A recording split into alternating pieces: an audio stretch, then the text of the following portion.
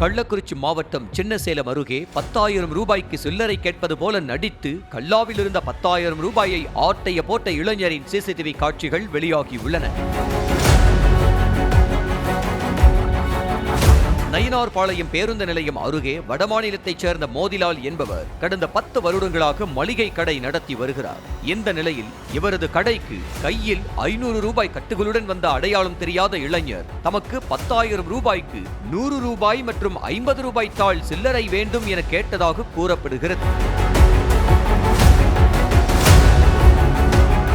இதற்கு கடையின் உரிமையாளர் மோதிலால் கல்லாவை திறந்து பார்த்துவிட்டு உள்ளே சென்று சில்லறை எடுத்து வருகிறேன் என கூறி சென்றதாக கூறப்படுகிறது.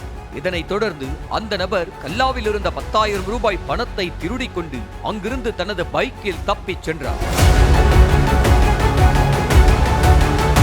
சம்பவம் குறித்து போலீசார் சிசிடிவி காட்சிகளை கொண்டு தப்பியோடிய இளைஞரை தேடி வருகின்றனர். செய்திகளை உடனுக்குடனும் துல்லியமாகவும் தெரிந்து கொள்ள சப்ஸ்கிரைப் பண்ணுங்க.